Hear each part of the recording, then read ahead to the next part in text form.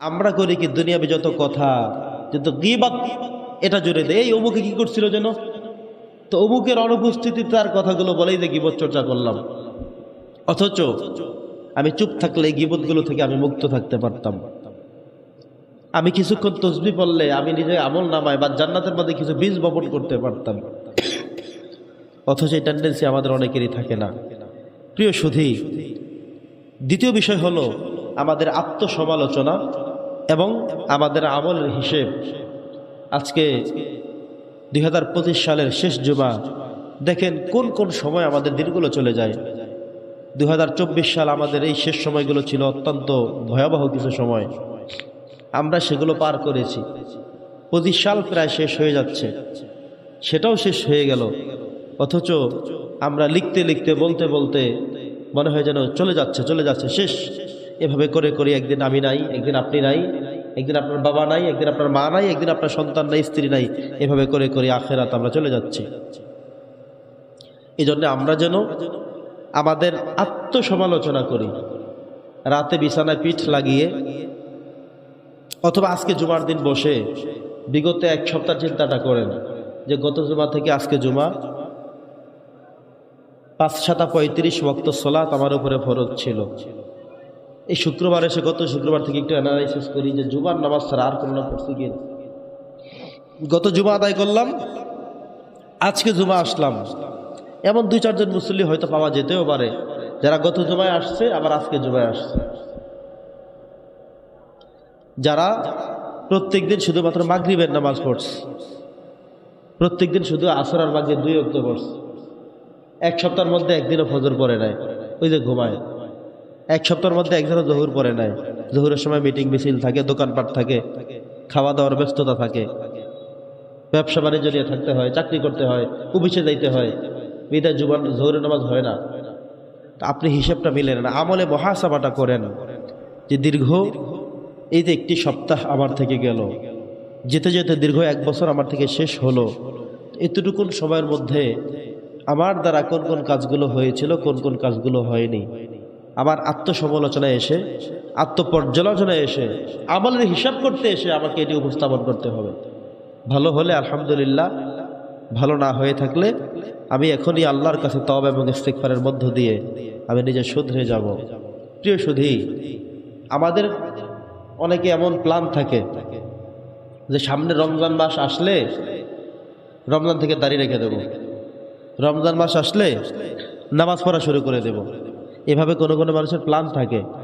আবার কিছু মানুষ এমন করেন, রাত্রে মাহফিল শুনছেন, মাহফিলে বসে সিদ্ধান্ত করেন যে আগামীকাল ফজর থেকে নামাজ শুরু। উনি কিন্তু ভালো চিন্তা করছিলেন, তো বাইদাবাই তিনি ফজর পড়তে পারেন নাই, এই জন্য তিনি জোহর আর পড়লেন না, আসর পড়লেন না। এমন মুসল্লিদের সাথে আমাদের সাক্ষাৎ হয়, এ ভাই নামাজ পড়ছিলেন, হুজুর ফজর পড়তে পারি নাই, এই জন্য মনটা আর ভালো নেই, এই জন্য আর নামাজ পড়ি নাই। তো আপনি মাসালা কোথায় পেলেন যে ফজর পড়তে পারেন নাই, সেজন্য আপনি জোহর পড়লেন না, আসর পড়লেন না? এই ফতুয়া কোথায় পেলেন আপনি? কে দিয়েছে আপনাকে এমন ফতুয়া? আপনি ফজরে উঠতে পারলেনই না, ফজর নামাজ পড়তে পারলেনই না, ঠিক আছে, একটা অপরাধ আপনি করছেন, সুযোগ আছে আপনার, পথ আছে, লাইন আছে। লাইনটা জানেন? লাইন হলো আপনি উঠছেন 8টায়, তাহলে 8টায় আপনি উযু গোসল করে নামাজ পড়ে নেন, তাতেও হয়ে যাবে।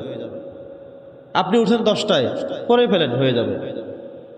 আপনি এর মধ্যে পড়তেই পারেন নাই, জহুর রক্ত হয়ে গেল, আগে আগে মসজিদে আসেন, জহুরের নামাজের আগে ফজরটা এক পাশে দাঁড়িয়ে পড়ে ফেলেন। কে বুঝবে? মানুষ মনে করবে সুন্নত পড়ে।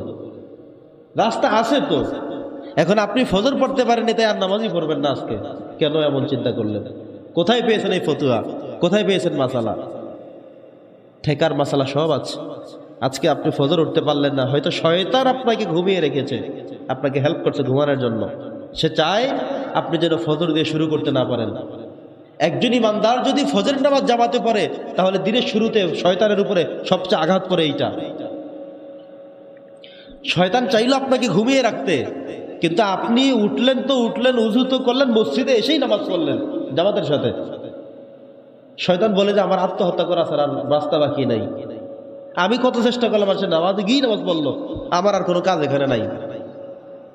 তো শয়তান বলে যে আমি নিজেও এই লোকের সাথে পারলাম না, আর আমাদের মতো এমন মানুষদেরকে শয়তান আবার যখন ঘুমিয়ে রাখে, শয়তান বলে আমি বিজয়, আমি সফল। আমরা কি শয়তানকে সফল করতে চাই নাকি আল্লাহকে খুশি করতে চাই? আল্লাহকে খুশি করতে চাই। মনে থাকবে ইনশাআল্লাহ। তো ফজরের নামাজটুকু যদি আমাদের জামাতে হয়, এটা হলো দিনের শুরুতে প্রথম বিজয়। শয়তানের বিরুদ্ধে প্রথম যুদ্ধ হলো ফজরের নামাজ, এটাই হলো প্রথম যুদ্ধ। এছাড়াও হাদিসে অনেক কথা আছে, আপনি ফজরের নামাজটুকু জামাতের সাথে পড়তে পারলে এটার সাথে আপনার রিজিকের কিছু বিষয় আছে। ফজরের সময় বলা হয়েছে ফজরের নামাজের স্নিগ্ধ বাতাস, এটা হলো ফিউর। কারণ এই সময় ইমানদার মানুষের শ্বাস নিঃশ্বাস হয়েছিল। কারণ এখন তো বেনামাজি সবাই ঘুমায়।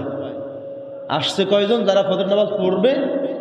ম্যাক্সিমাম এই মানুষগুলো বাড়ি থেকে বের হয়ে মসজিদে আসছে, বিভিন্ন গ্রামে বিভিন্ন এলাকায়।